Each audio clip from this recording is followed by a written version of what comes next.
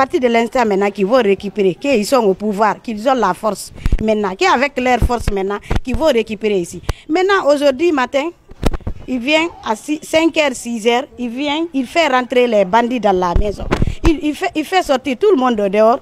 Il y a un pick-up de la police qui était arrêté ici. Et faire ne moudobo le moussare et ce bangi kanena raji singetongue emi. Et n'a pas tablette birin tongue rani. Et femme mouyente quoi bide bala birin gade.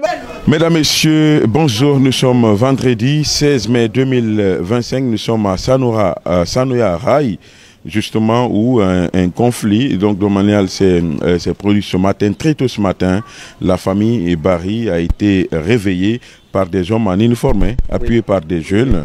La maison a été vandalisée. C'est un conflit apparemment domanial. Vous savez, ces conflits domaniales sont récurrents à Conakry. Récemment, nous étions du côté de Madina. Aujourd'hui, c'est à Sanoya. Donc, celle qui a acheté ici va nous raconter ce qui s'est passé. Il y a quelqu'un qui est venu à mon insu ici. Il dit que ici, comme c'est pour eux qui allaient là, ils sont au pouvoir, qu'ils vont récupérer ici. Maintenant, à mon retour, je suis venu.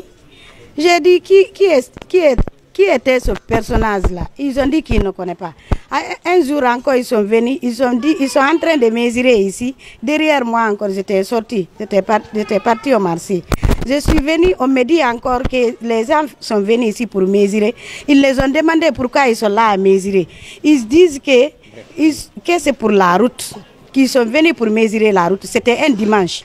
Maintenant, à mon retour encore, mes enfants m'ont dit, aujourd'hui encore ils sont venus. Les gens qui étaient venus l'autre fois dire qu'ici, comme ils sont au pouvoir, qu'ils vont récupérer ici, que la partie là, que c'est pour eux, qu'ils vont récupérer, que maintenant, ça va, que à partir de l'instant maintenant qu'ils vont récupérer, qu'ils sont au pouvoir, qu'ils ont la force maintenant, qu'avec leur force maintenant, qu'ils vont récupérer ici. Maintenant, aujourd'hui matin, il vient à 5h, 6h, il fait rentrer les bandits dans la maison. Il fait sortir tout le monde dehors. Il y a un pick-up de la police qui était arrêté ici. Ils sont rentrés dans la maison, ils ont vandalisé toute la maison, démoli et tout, emporté certaines choses. Ils nous ont dit de ne pas rentrer, que si nous on rentre là-bas, ils vont nous tuer. Ils ont parlé n'importe quoi, ils ont fait la guerre ici. Ils ont voulu même casser mon pied ici, ce matin-là. Là, je ne comprends pas. D'accord. Là, ici, j'ai acheté avec une dame. La dame là me dit que la dame là, c'était pour son papa. Ici, là, c'est pour son papa. Avec tout ça, moi, je ne sais rien quoi faire. Parce que les gens qui sont venus ici, ils disent qu'ils sont la force, qu'ils vont récupérer, ils sont au pouvoir. Et pourtant, ici, la Guinée, c'est pour nous tous. C'est pas pour MPL, ni Malinké, ni Soussou, ni Kissi, ni Guerzé, ni Landomé. On est tous égaux, on est tous des Guinéens. Avec tous les papiers ou quoi? Oui, avec tous les papiers. Les papiers, c'est avec nous. C'est ce qu'on avait. On n'a pas été à la justice, ni rien. Personne ne nous a appelés à la justice. C'est ce qu'on avait. Oui, on a. C'était à 5h, 6h ce matin. À 5h, 6h.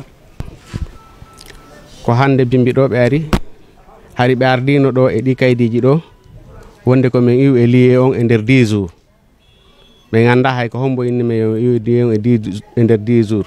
Jugement on ko jugement maître Sidibé Boussé ɗum ko domaine won ɗon ka sera trawto o ɗi étage ka darna to ino ɗiɗa ko jugement o ɗo jugement 2008 ko homɓe ardno e muɗum ɗo men ittu mi yi ka justice mi kala magistrat jo men hondi menen inde amen figira nder ton menen men ala me Sidibé yeeyamen ina Sidibé yeeyi men ala no contact tout hunde e kañum Sidibé menen ko Salimatu Keita ɓiɗɗo Joseph Keita kon yeeyi men nokkure nde.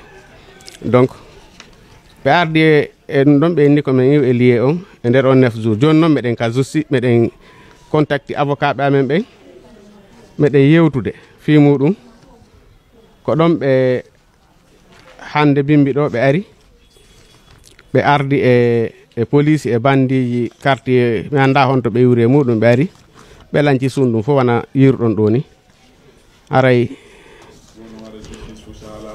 justice on hay hunde haalali taw par rapport à dossier on parce que hande ni min ko mi nodda tay mi dawino yaltugol fi mi do marno rendez-vous e avocat jo am wonno do suivre dossier on be wo be adri huissier de justice kono be présental men kaydi hay fus be hollale woto kaydi hay hunde be landa kay hunde ko kuude marto e biire on ko dum findini wonno ben kande surga parce que min mi juulu tum mi yalti mi do yawde ka sare parce que affaire o ton no satti mi juulu tum 6 heures mi yalti mi yeyi ka sare hunde be innali men sina hunde be wolanali men sina andi kaydi ndi be addi do menen e mabbe men yewtali fi dum do hay hunde wotere ndi kaydi ndi be addi do au jugement 2008 fi o kay station da o domaine kay station da ko dum fi domaine parcelle amen ala do ko fi domaine be haali mo 200 et quelques mètres ko dum windi ka kaydi do na fi suudu amen na fi demi parcelle comme woni ma parcelle ko dum woni jugement o hino jugement on do ko o do be referi be ari be sami amen inde men amen menen ala e der o jugement do haynoko donc aray ko on do menen do ko men sodi do ko 2016 dossier ko finalisa donc ko 2016 finalisa bay gaynama dum manede fewre manna fo hino kaydi jidin do no ko men kaydi di men sodir din do fo no do hino ari darnaka ko menen darni 17 8 mois 2016 donc ko menen darni min sodu men tay manko vide men darni sundo men wadi fu men ari men hottuno ga kadi gila fin 2016 meden do denen do hande kadi ko men tori do autorité bonne volonté ko be wallito men no men wontira ka droit amen men hettano kura men de men wona do men wura do e gurnan hara ko hayfuda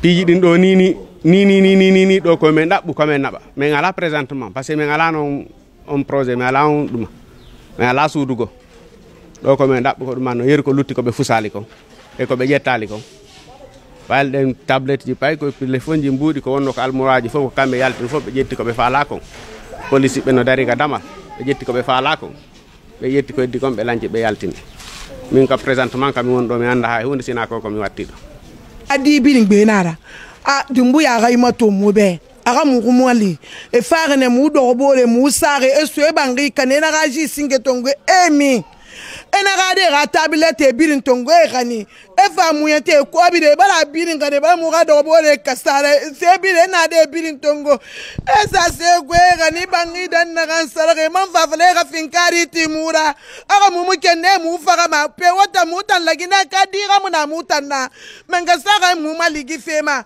ana ma mu ma ko mu sga ma de ye ga kote mu ye ga ma minde esgade muna aga gine furugna ya muno ma yetara e finkari ti na fa na fe ga na fa aga na mukenne na fa gama pe wonsa ma minde anu wambirin lagina di wambirin lagina ka e be saraga ne cher mi gbata fa faso ne ga musa atande se ma to atune fa ma mu kasara ma ga to donc mu ma ko le musa ma de gise esgade muna mu yira donc e mu fa ma ibangi na nga fema gise tan esgade yo muna mu yi mu man gemne mu man ga rasu donc nana mu no khil gala ko ga mu mali men ga sai ga ko le fe na ganna ka gbele rahe donc na wayi nan na mu be mu ga se birin barka sara se nan birin kasara mari ko mi wawla do be ari do e 5h du matin be fusi yangi modi yanki men ala nokuni ni ko men wona be ari e 5h tay modi angalaga min tunge pa ko yanko wonika be adori bi je martonje be ari be fusi fop be lanci vitre je den fop be wujji ko ni kandel armoire ko fop be wujji téléphone jamen ni fop be fusi kala ko woni ko der am be jetti kala ko woni ko der armoire to mais joni ala noko ko men wona pijamen ni fop noko yaasi joni men tori ke Mamadou Doumbouya yandi e bonne volonté yo wallito men yandi men hetta galle amen den